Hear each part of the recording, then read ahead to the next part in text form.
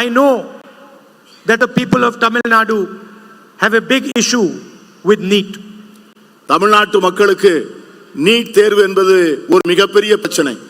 We are going to leave the decision to the state on whether you want to do NEET or you do not want to do NEET.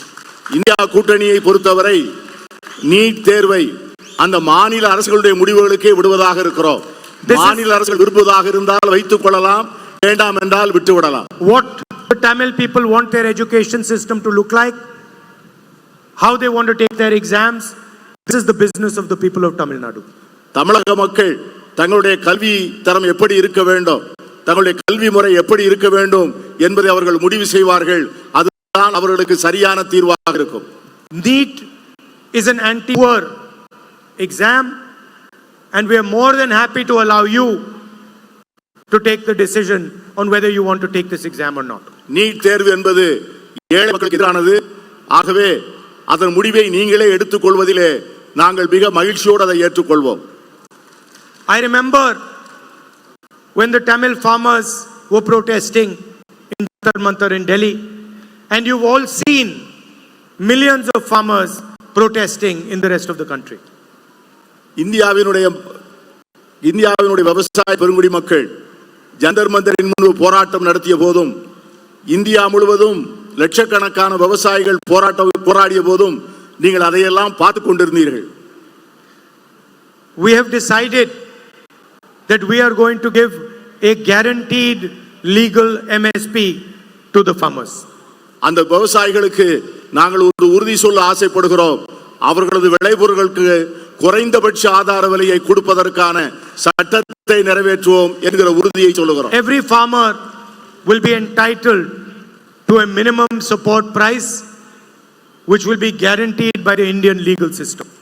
ஒவ்வொரு விவசாயியும் அவருக்கு குறைந்தபட்ச ஆதரவு விலை உறுதி செய்யப்படும். அதற்காக இந்திய அரசு அதற்கான உறுதியை தரும். Mr. Narendra Modi has given huge loan waivers to the richest people in the country.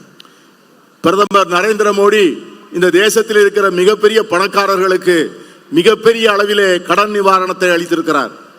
We are going to give the farmers of India a farm loan waiver. We are going to forgive the farmers their loans.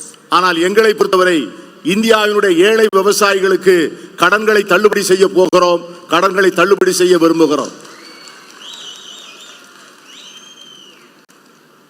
The women of this country, the women of Tamil Nadu, protect and look after our future generation. இந்த தமிழகத்தினுடைய பெண்களும் சரி, இந்தியாவினுடைய பெண்களும் சரி, நம்முடைய தேசத்தினுடைய எதிர்காலத்தை அவர்கள்தான் பார்த்துக் கொள்கிறார்கள். And often our women are not compensated in the same way as the men are. இவ்வளவு அருமையான பணிகளை செய்கின்ற அவர்களுக்கு நாம் சரியான முறையிலே நியாயம் வழங்கி இருக்கிறோமா என்றால் இல்லை. ஆண்களுக்கு வழங்கப்பட்டிருக்கின்ற உரிமை பெண்களுக்கு வழங்கப்படவில்லை. So we are coming out with a new scheme for India's poorest women. ஆகவே அதற்காக இந்தியாவில் இருக்கின்ற ஏழை பெண்களுக்காக ஒரு அருமையான திட்டத்தை அறிமுகம் செய்ய இருக்கிறோம். And this is for all families who are today living in poverty.